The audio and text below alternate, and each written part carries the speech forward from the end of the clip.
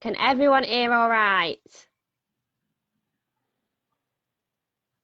Sound is perfect. We're all right. I've 10 years just in the last half hour. Oh no, I know. All right, okay, okay. So, Starting again.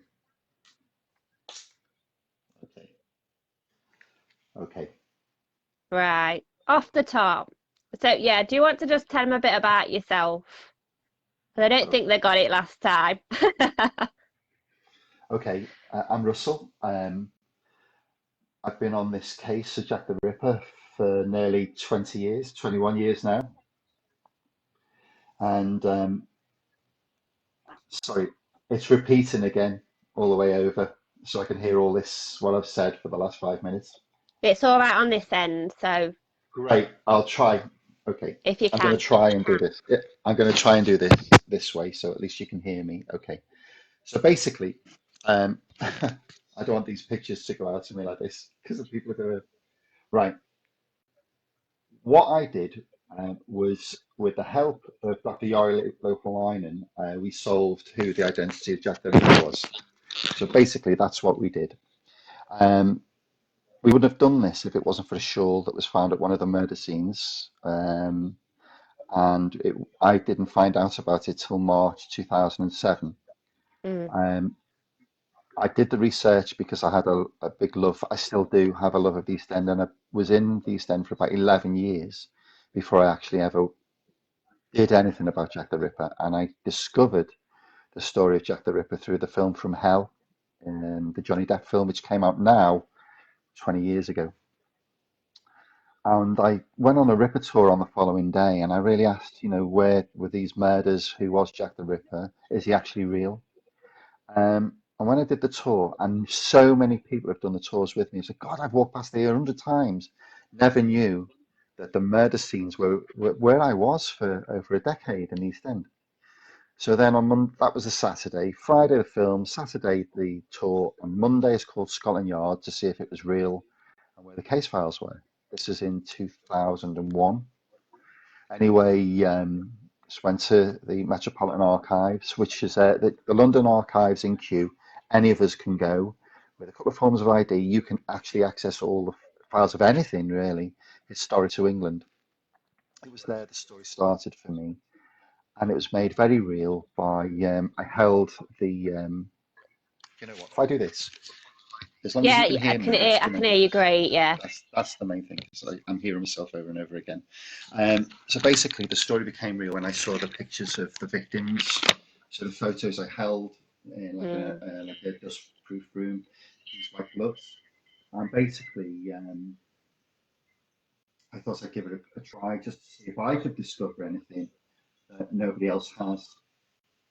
Very, very quickly, there's nothing really in the files that hasn't been regurgitated decades and decades over. So I just sort of left it and realised no one's ever going to solve this mystery, and it is a mystery, or it was when I first started.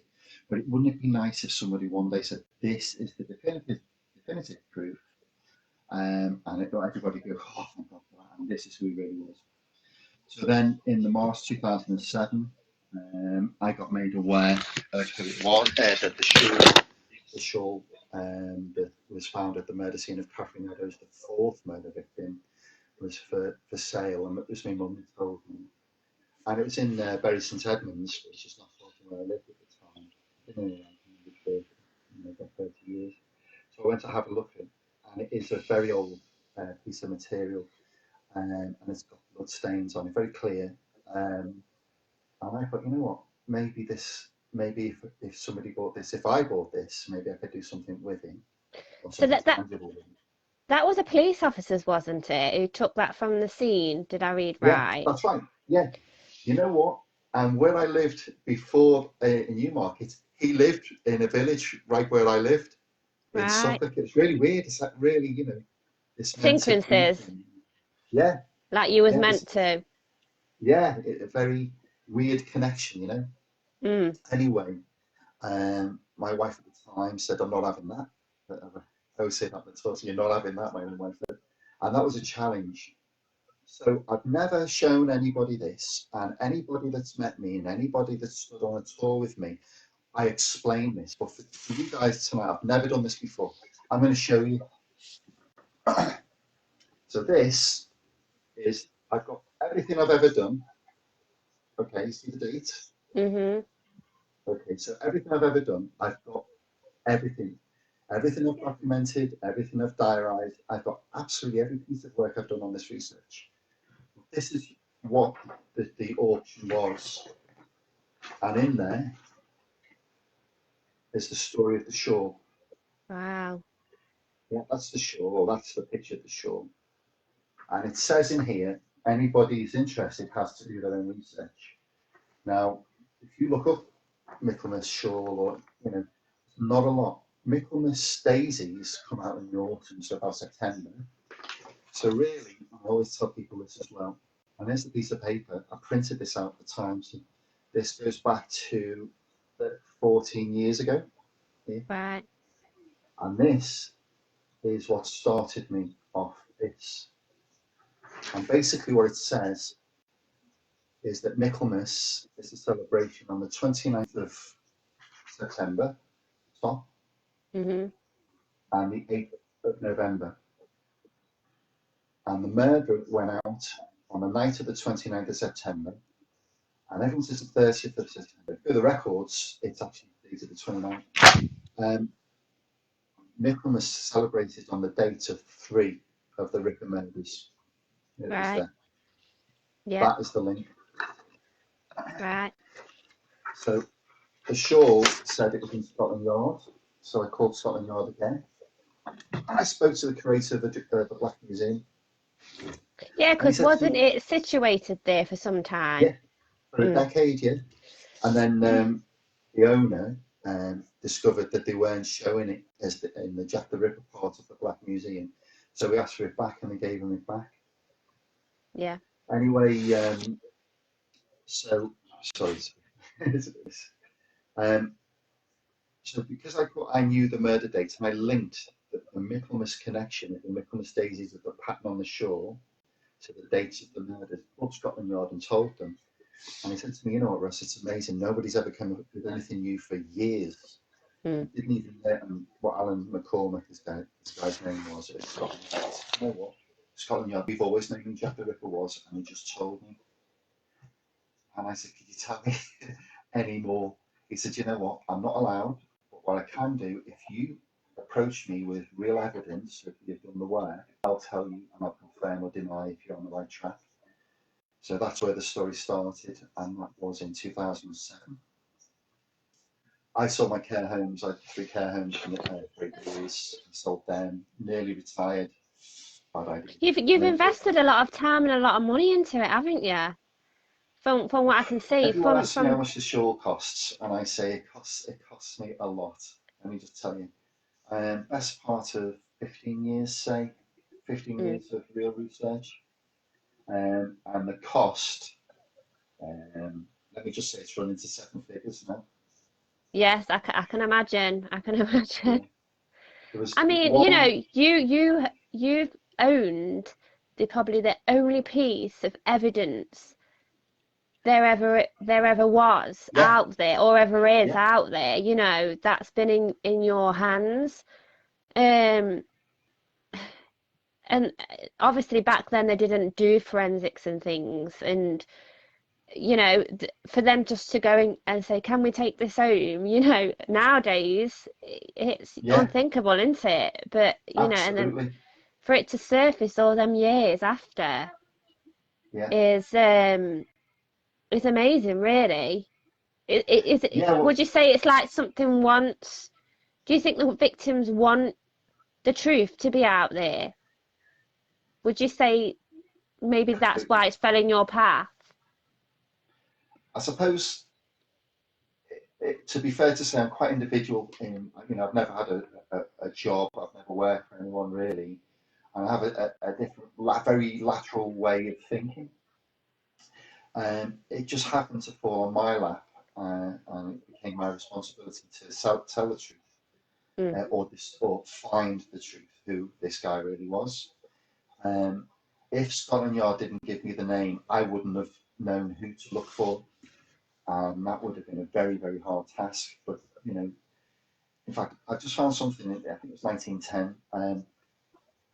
The press announced the identity of Jack the Ripper over a century ago, and it's still people say it was the prince, or get loads of people saying, "Was it this guy?" That guy? No, it's just the fact is people just don't want to believe who it really was because they love the legend of Jack the Ripper.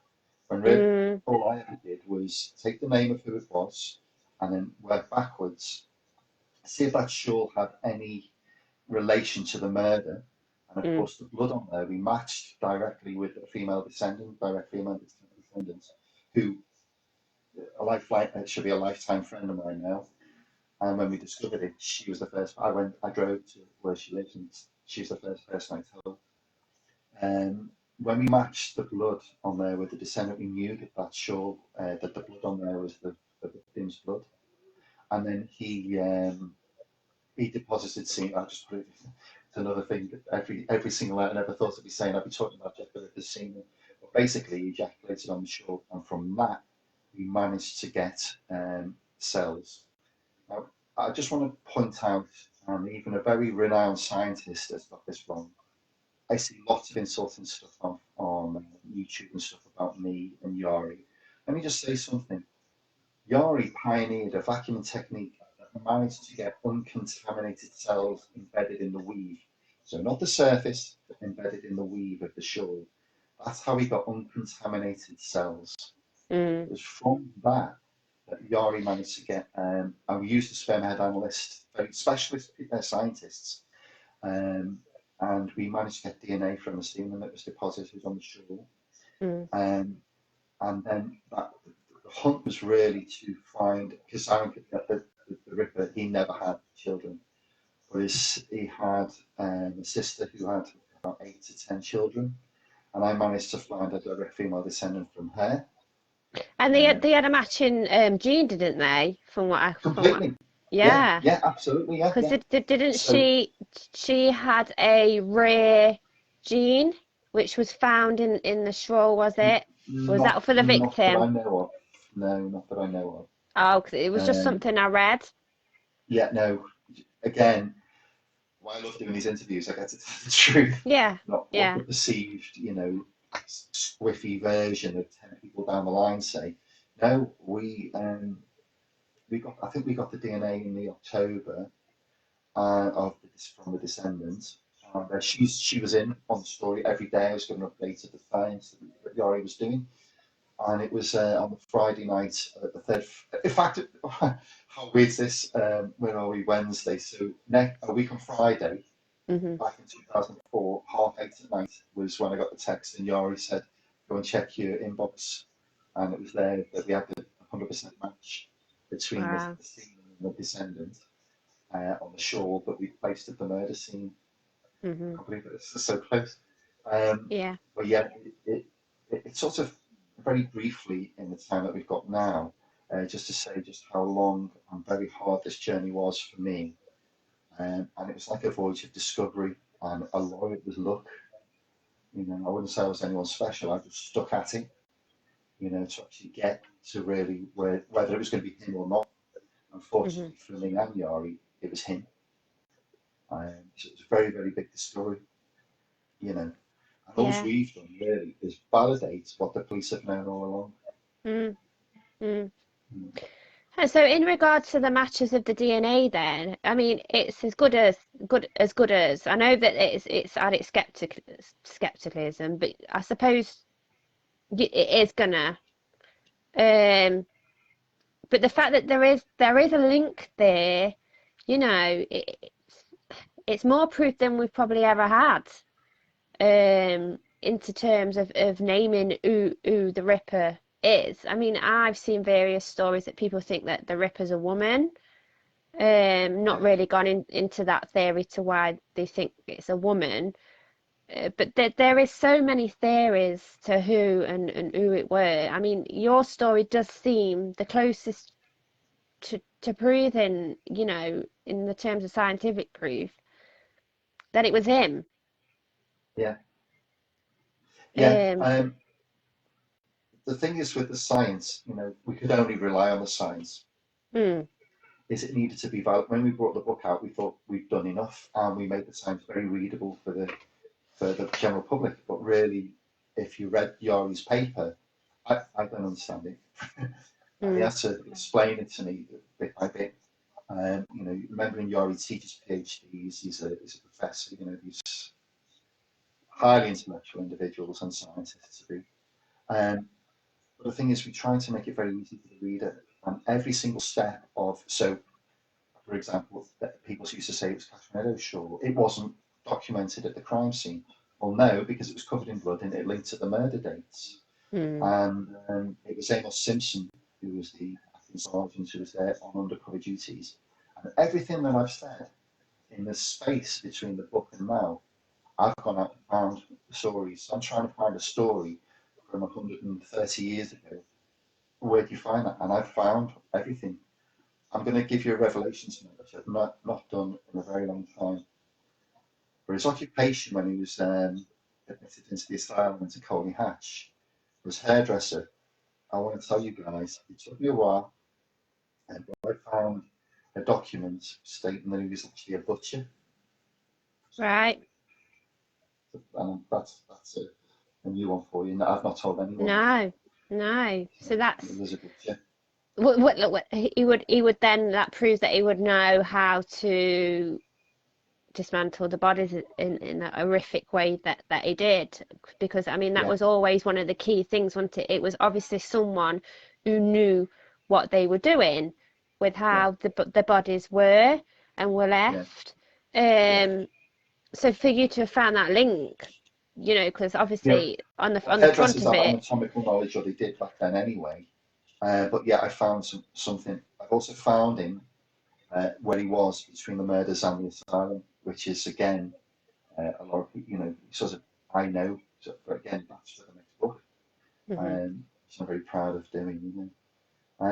Yeah, but again, the shawl.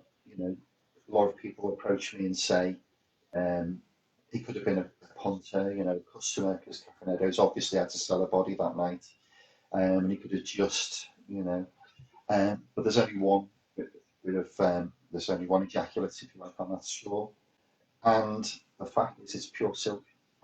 Through another scientist who proved it was so expensive that something like that would have never been owned by a street prostitute, considering her partner had to pawn his boots the day before so they could get a nice doss, Mhm. just a one night's bed in a doss house. So they had no money with it, or something like that. God knows how they would have come across it, but they definitely would have pawned it or sold it, Mm. because it was worth a lot of money. you know. Whereas on the flip side, the murderer, his family had money Mm. and they were very prosperous. That's the other thing, which is not commonly known. Yeah. I mean, do you find that this has become like like I'm interested in ghosts and the paranormal and all the criminal side of things, but do you feel like it's become a bit of an obsession because you've obviously got the show, it's led you down. Do you find yourself just getting wrapped up with it all the time? Because I think I would be forever looking into seeing if I could piece it all together and Yeah, prove it, for yeah, everyone to for it to be out there, for not just for myself but probably for the victims as well. you've got it right. Yeah, the victims. This is the one thing that if you want the truth, how do I put this? Okay, would you go on the moors and do a tour of the moors murder and say, this is where they did this and this is where they did that?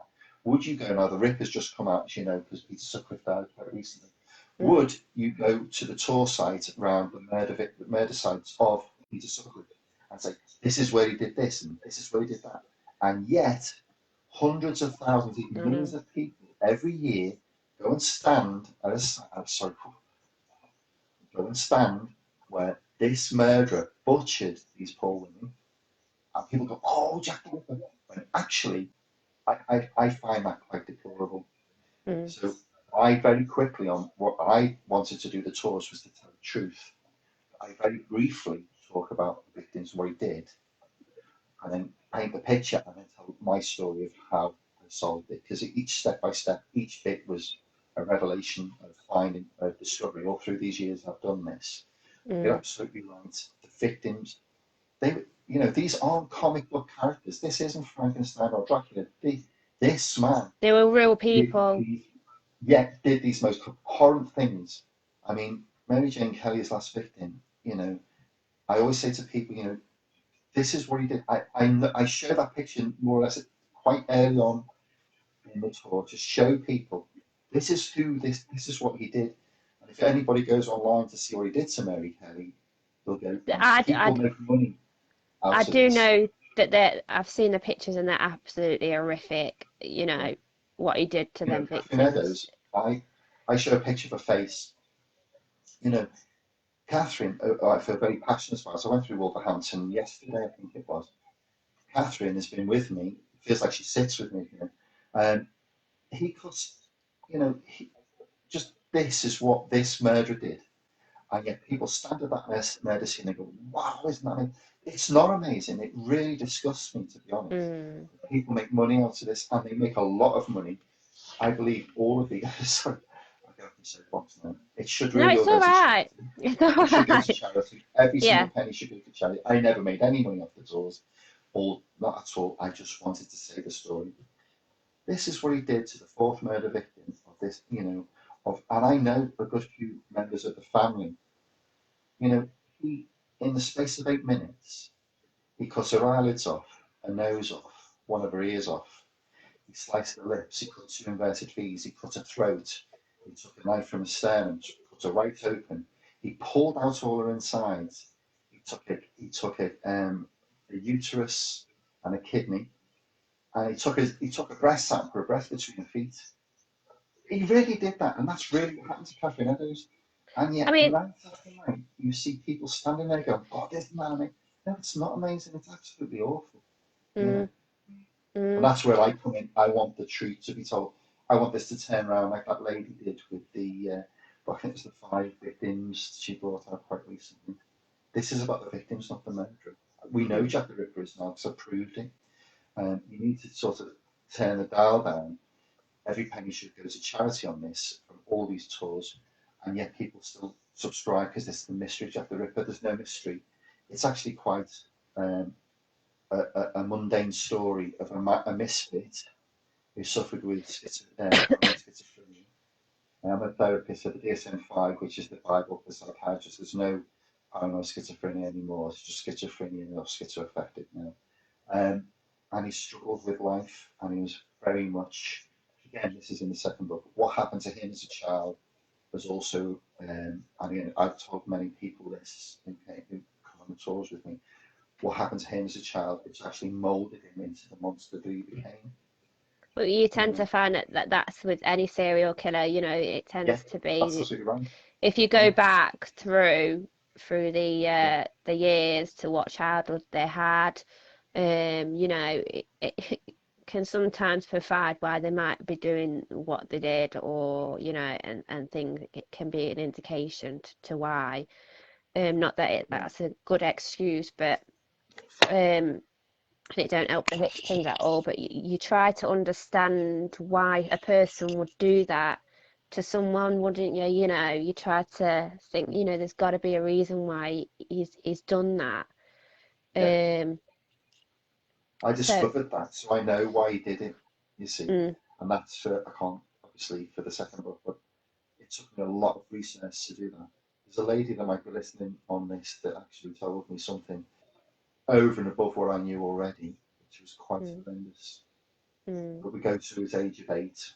That's what I can tell you. And as I say, to the I've had to age of sit on 8. this story for so long now. Age of 8, yeah, that's the turning point of life. Yeah, Amy said that sometimes, not all the time. No, not all the time, but sometimes, in a lot of cases, there is normally a back story to why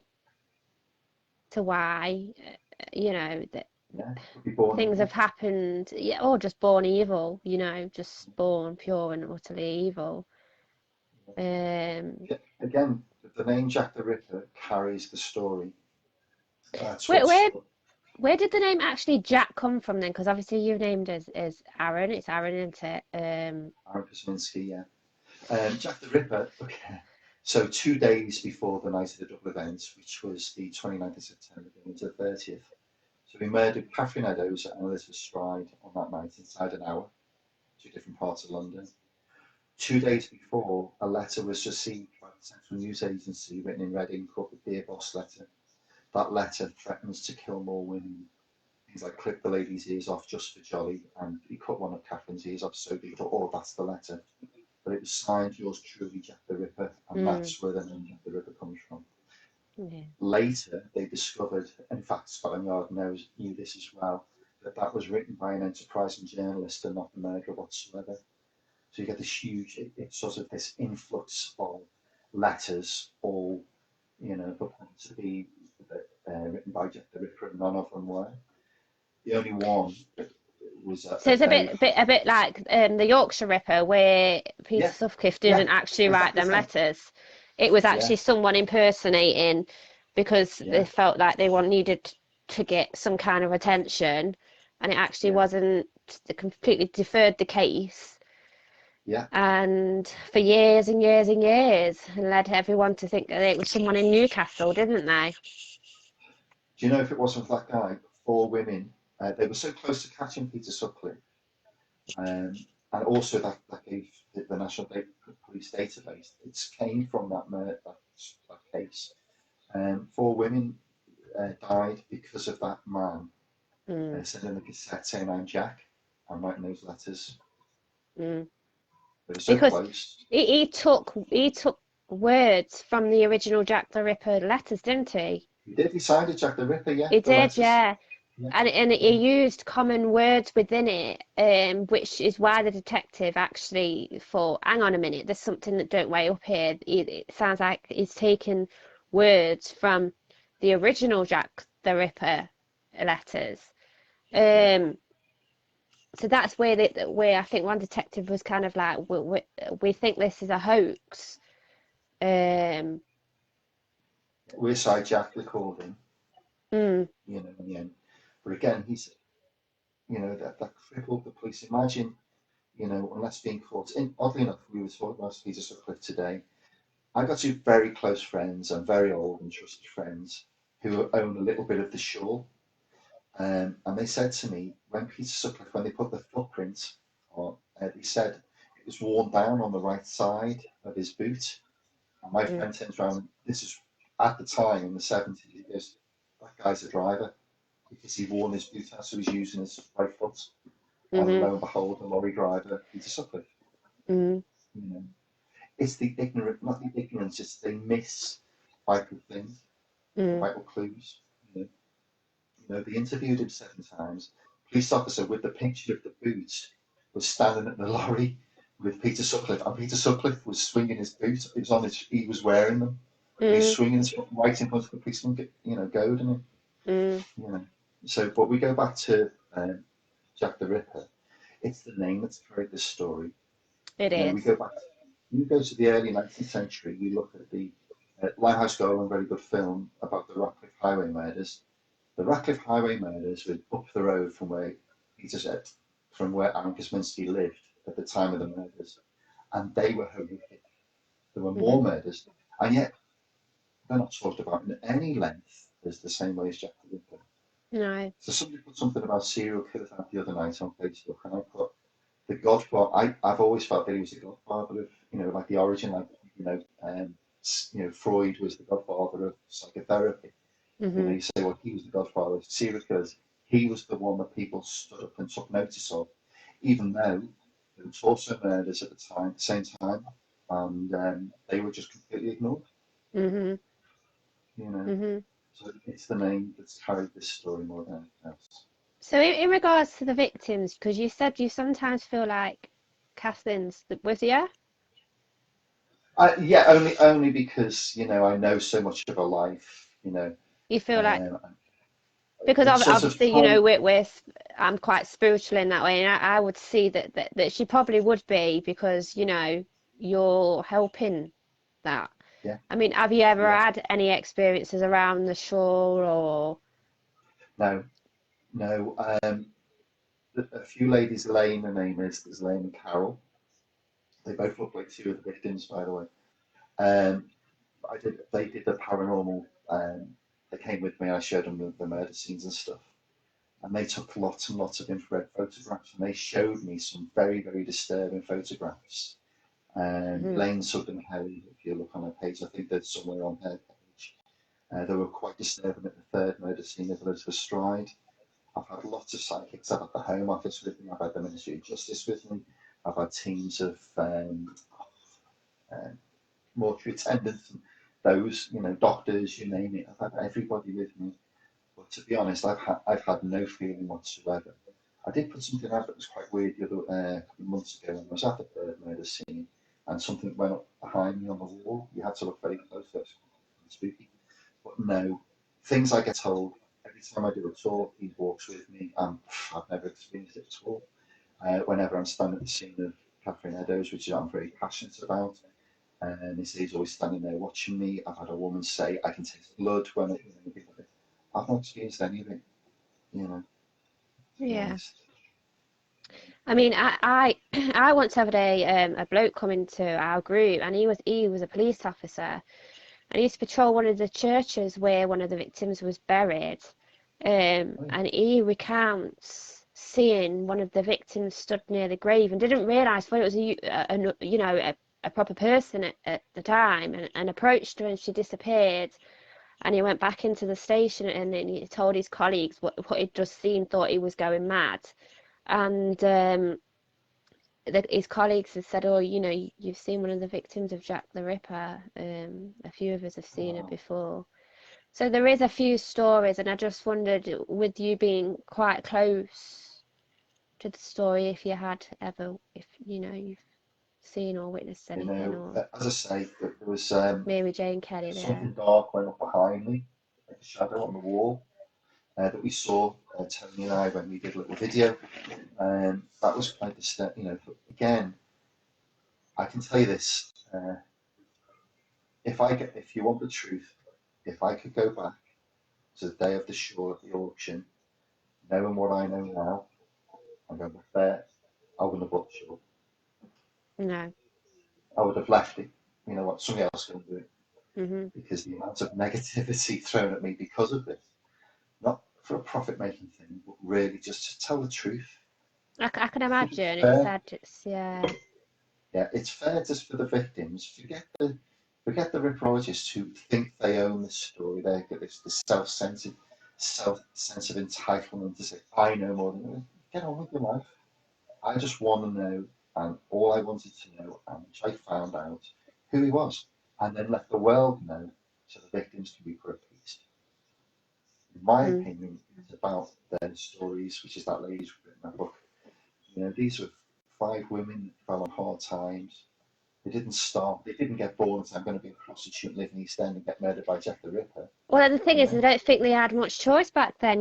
Times was no, hard, and I don't think people give him the credit that I think they fully deserve to a degree, because times were hard then, and to feed your children or to feed yourself, that was the only thing that they could possibly do yeah, back yeah, then, yeah, and they was putting their life in such danger in a yeah, society where people would really not care about him either and what happened to him.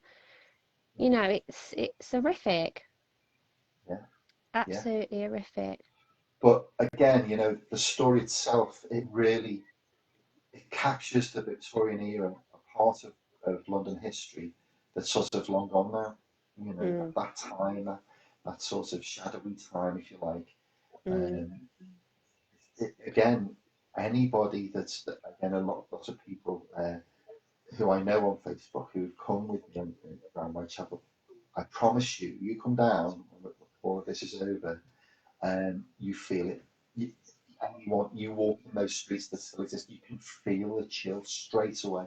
mm. We have Um, said that we have wanted to come yeah, down to London and do that. So it might be something in the future that if we could yeah, do with you, if you'd be all yeah, right with that. yeah, and we would be Yeah, interesting to do. It's just at the current situation at the minute. yeah. You don't know when it's when, but Just let me name Polly Nichols, Annie Chapman, Elizabeth Stride, Catherine Eddowes, Mary Jane Kelly. Mary Jane Kelly was 25. The other four were in the 40s, and that was the age of his mum when this thing happened to him.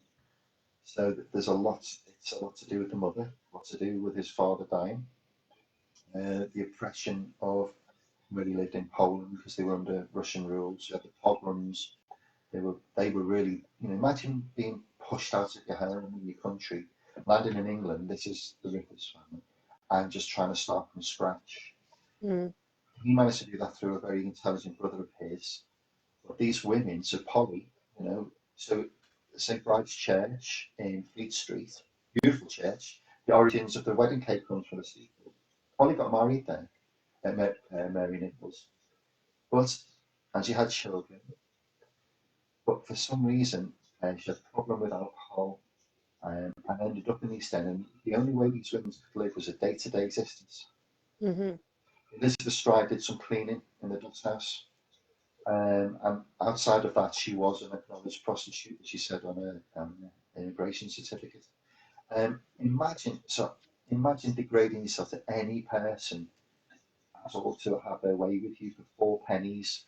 And those 4 pennies were like get you one night's sleep, a DOS, we used to call it, one night in a room or a little bit of food, and in freezing conditions, and you get a jar of gin, so at least you could face the world. And that's what that world was like for those 5 women. hmm We have got a few questions in coming in, so Yeah, I'm yeah, just going to fine. No. ask one that James says. So, where does the tall hat and the cape come into this? Do you believe that Aaron would have wore this, or do you think this has been Uh, generated over time for you know the what? fictional character, the mysterious Interestingly of enough, it? interestingly enough, go and look at the eyewitness statements. There's not one eyewitness statement saying black hat and cape, but oddly enough, it's the anniversary of Bela Lugosi's Dracula, hmm 90 years. He goes to look at the cape and tall hat. I always wondered if that's where it originated from, but that is complete. We've got about 10 minutes, and that's a complete myth. So no, No, right. that's And that's just really just an image you get for Jeff the Ripper. Amy's put, so what are your theories on the sudden onset of the murders and then the sudden end to them? Okay, good question. I've always asked the same question. What was the trigger? Someone asked me, if you could meet Aaron Kosminski, what would you ask him? I said, what made you start? Because there's no answer to that. Mm, I did research that. There is something that happened the year before to his niece, Rachel, her name was. She's only 3 and she died of diphtheria. I wondered if that was a trigger, but it's not enough. What happened? So what happened after the fifth murder victim, Mary, is he tried to kill his own sister, okay. and the brothers, there was Isaac and Wolf, they'd had enough. And this is what's told to me by Scotland Yard. So if nobody knows this, I'll just tell you what happened, why he disappeared. What happened was he tried to kill his own sister with a knife. Brothers had had enough. They turned him into the police. The police took him to a seaside home down in Hove, police seaside home called Clarendon Villas, and he was identified with an unhesitating ID by the only one eyewitness that you could actually put that he was a direct eyewitness, and that hmm was Israel Swartz, and that was he saw him attacking Elizabeth Stride just outside where she was found murdered. Israel Swartz wouldn't testify, and they were both Jewish. And again, I don't know if you know this, but in Jewish law, if you don't report a crime, you're as guilty as the perpetrator. I don't know if you know that. A lot No. of people say Jews to Gentile justice, but this is a fact. So what they had to do, they couldn't arrest him because the way of the identity, it wasn't a proper formal identification. It's what's a thing called confronted. So Aaron Kosminski was confronted with Israel Swartz or the other way around, and that's considered a weak ID and wouldn't hold in a court of law. So they had to certify him insane, but they didn't really know what to do with him. So they put him under charge of his brother, Wolf, and then they put like private and CID, if you like, Hmm. coppers on him for 24 hours a day, and then and then so that's the story. But then they did put him into a workhouse, and then they put him into Colney Hatch, and that's what I've recently found out that what happened. But basically, he was identified, Right. Aaron Kosminski, and that's documented, by the way, Hmm. by the man who was in charge of the case, and Yeah. people just ignore that. So we've got another one. Is it true that a witness did describe Jack as wearing a butcher's apron? Never heard of that. Did some of the murders take place because there were witnesses? 1 minute. Did some of the That murders take place because there were witnesses? did some of the murders 1 minute. Did some of the murders take place because there were witnesses that wouldn't intervened? Did you think there was other people present during who Well, there may was. Israel Schwartz saw Aaron Kosminski attack Elizabeth Stride on the night of the 29th of September, hmm and Israel Schwartz just ran because as he was attacking Elizabeth Stride, Kosminski saw him and shouted out the name Lipsky, which is what you call the Jewish guy. Joe Lipsky was a guy who got hanged for poisoning his wife the year before, so that was sort of how you could identify a Jewish guy. There was a guy also with a pipe, smoking a pipe, watching the Kosminski attack Elizabeth Stride, and he chased Israel Schwartz. There was not Polly Nichols. No, there was no one around with Polly Nichols. No one around. Well, they say that there was a very flaky. All I can say is the eyewitness that says she saw um, Annie Chapman's second murder with a man. Um, it was just a woman walking past. You don't think that a man's going to kill somebody. You don't think that he's going to do that, but he did.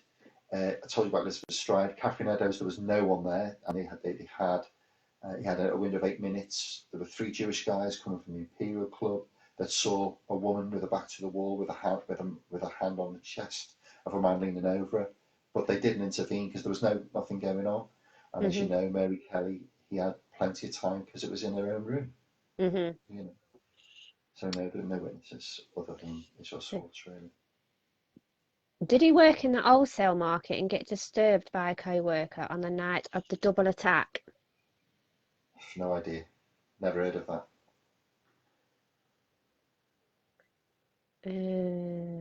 Yes, they're all saying something about a leather apron with it being a butcher's Oh, apron. Leather Apron. Okay. Yeah, Leather Apron was the name given to the murderer before the legend of Jack the Ripper was created. And there was a guy, his name was Pizer, John Pizer, and he was a sort of a cruel man that picked on these victims and sort of intimidated them. And he was known as Leather Apron. hmm But on oddly enough, on the night of one of the murders, he was in Finsbury Park standing next to a policeman who was his actual alibi watching a fire in London. So it Right. wasn't Pizer, but he was quickly arrested. In fact, he had to move out the area from the East End to Finsbury Park. If anyone doesn't know the geography, it's about a good half an hour drive in a car. It's quite hmm far away, you know. But Pizer, and then when Annie Chapman was discovered in the backyard of 29 Hanby Street, there was a piece of leather apron in the backyard, but that turned out to be one of the women in that, one of the residents of the house just discarded it. So Leather Apron was the name, Capture Leather Apron was the name before Jack the Ripper. So imagine if it wasn't Jack the Ripper, that letter never existed, we might not even be talking about this today because Leather Apron is just it's not even not hmm much of anything really. Where did the theories come from about it was being a member of royalty? Oh, okay. So There's there was so a many there in was there. a Like I say, there is so yeah, many theories so look of up the Ripper and the Royals. That's where to start. It's just a book, and it's just all I can say is just faff. I don't know if you know this, but Prince Albert Victor, who was the prince that's meant to be the murderer, was in. Do you know who his actual alibi is? Queen Victoria. He wasn't even in London at the time of half the murders. He was with Queen Victoria. So no, as I say, lots of people see a little bit, think it's that, but read the story. That's where if the you, when money you goes. dig deeper, you realise that Yeah, actually it don't yeah, quite it's match not up. him. You know, Right. So was the Jack the Ripper playing? like occult? Was he? Have you looked if he was into any occult teachings or anything that combined with his Court killings? teaching. I So, know nothing about that. did you not know about Okay, anything of his religion at but the time? there is a guy. I think it was Robert Donston. He was into the occult. He put Hmm. him down as a witness suspect once. A weird connection is when I'm in Brighton, I love Brighton by the way, guys. If you ever go, it's amazing. There's a pub called the Cricketers, and that's my local. And upstairs, out of all the pubs in Brighton, of all the places, this guy went there and practiced the occult, and he used to stay upstairs in the room in the pub that used to be my. I didn't know for years as well. Gosh, Yeah, but no, I don't know anything about the occult because Kaczynski at all. I know no. I've got his DNA. I know it matched. We placed the shawl there. So scientific factor is the only way to work this. Mm. I understand what she's saying because in regards to the occult, they would chop up a body in a certain way to when Yeah, they're a bit negative, to do that. But if it wasn't in his religious practices or anything like that, then, or you don't know, then you might not have known. yeah, yeah. I've no answer to that. Okay, so have you ever met someone from his family? Yeah, of And if course. Yeah, yes, what stories do they know? I've got a lot of the family tree. Um, there is a descendant. I don't know if she's still. I don't think she'll be alive now. She was in the 90s then. Um, all I can say is none of the family want to be publicised. Hmm. Which you can They're understand, really with you. you can understand. What time are we on, Russell? Nearly 8 o'clock. Is it 8 o'clock? Yeah. Did you want to get going Yeah, now? I've got to go, as you know. We won't tell anybody why, but I've got to love you and leave you. Listen, it's been a pleasure speaking to you. Please ask, I think text questions. I'll answer any questions that you like. So it's well, been a pleasure.